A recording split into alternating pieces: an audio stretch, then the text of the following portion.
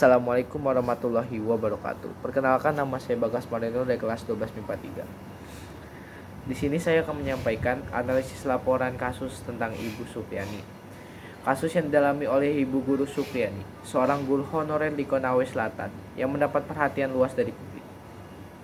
Laporan ini mengupas lebih dalam tentang latar belakang kasus, isu-isu utama yang muncul, serta pandangan sosial dan hukum yang terkait.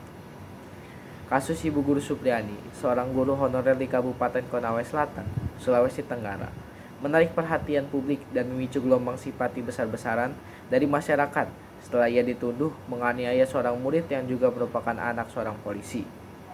Kejadian ini bermula ketika Supriani menegur siswa berinisial A dengan cara yang dinilai lebih keras.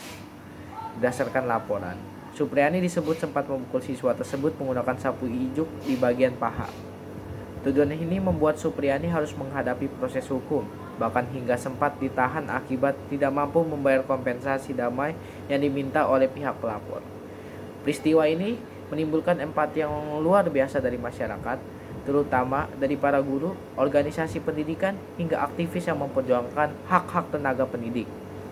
Kasus Supriani menggambarkan kondisi yang dihadapi banyak guru honorer di Indonesia yang bekerja dengan upah minim, berada dalam kondisi kerja yang sulit, dan sering tidak mendapat perlindungan hukum yang layak. Situasi ini memperlihatkan adanya ketimpangan dalam penegakan hukum terhadap tenaga pendidik yang seharusnya mendapatkan perlakuan yang adil. Dalam laporan ini akan dibahas lebih lanjut mengenai kompleksitas kasus ini, serta isu-isu yang muncul dalam kaitannya dengan kesejahteraan dan perlindungan hukum bagi guru honorer di Indonesia. Kasus ini bukan sekedar permasalahan antara seorang guru dan muridnya. Ada lapisan-lapisan yang lebih mendalam yang menyangkut persoalan keadilan, kesejahteraan guru, dan perlindungan hukum bagi tenaga pendidik, terutama yang bekerja sebagai guru honorer. Ibu Guru Supriani yang sudah meminta maaf atas tindakannya tetap harus menghadapi tuntutan hukum. Meskipun niat damai telah ia tunjukkan, situasi ini menggambarkan tekanan yang dihadapi guru honorer yang kerap kali berada dalam posisi rentan tanpa ada dukungan finansial yang memadai dan seringkali diabaikan dalam sistem hukum. Kasus ini sangat relevan dalam konteks hukum, sosial, dan pendidikan di Indonesia.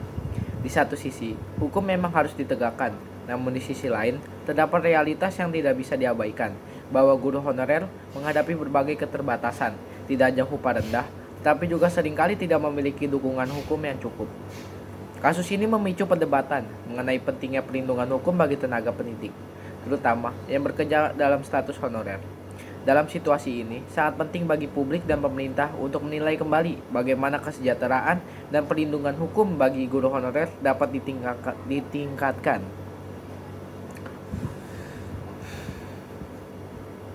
Terdapat beberapa isu utama dalam kasus ini.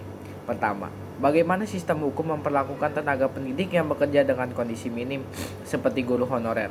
Kedua, masalah ketidakadilan yang kerap kali dirasakan oleh para guru honorer yang meskipun memiliki tanggung jawab besar dalam membentuk generasi penerus bangsa, namun tidak mendapatkan penghargaan atau dukungan yang layak. Ketiga, perlunya dukungan sosial dan hukum yang memadai agar para guru honorer merasa aman dalam menjalankan tugas mereka, tanpa khawatir akan adanya ancaman hukum yang berlebihan. Dengan adanya kasus ini, publik diingatkan bahwa ada masalah struktural yang perlu diperbaiki, yaitu memberi perlindungan hukum dan kesejahteraan yang memadai bagi tenaga pendidik. Dari sudut pandang publik, dukungan yang diberikan kepada Supriani mencerminkan empati dan keprihatinan yang mendalam terhadap kondisi para tenaga pendidik, terutama guru honorer, yang dianggap rentan dan kurang terlindungi.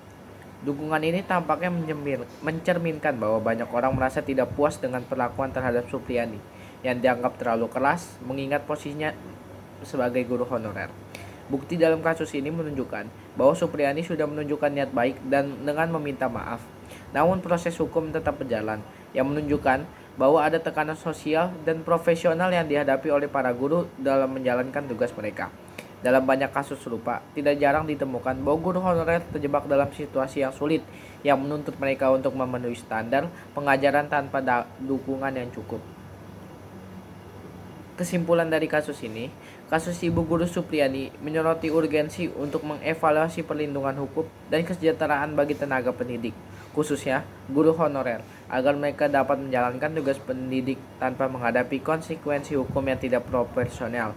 Peristiwa ini juga mengingat masyarakat akan pentingnya memberikan perhatian khusus terhadap nasib tenaga pendidik yang bekerja dalam kondisi terbatas, namun memiliki peran penting dalam membentuk generasi masa depan. Dukungan yang luas diterima oleh Supriyani menunjukkan adanya kesadaran publik tentang pentingnya keadilan bagi para pendidik yang berada di garis depan pendidikan anak Indonesia. Melalui laporan ini, diharapkan ada peningkatan kesadaran dari pihak-pihak terkait, terutama pemerintah, agar lebih memperhatikan kondisi guru honorer di seluruh Indonesia. Dengan memberikan perlindungan hukum dan kesejahteraan yang layak, para guru dapat menjalankan tugas mereka dengan tenang tanpa rasa takut akan ancaman hukum yang berlebihan. Semoga kasus ini dapat menjadi titik tolak perubahan positif bagi sistem pendidikan dan perlindungan hukum bagi para guru honorer di Indonesia. Mungkin itu saja dari saya. Kurang lebihnya mohon maaf. Wassalamualaikum warahmatullahi wabarakatuh.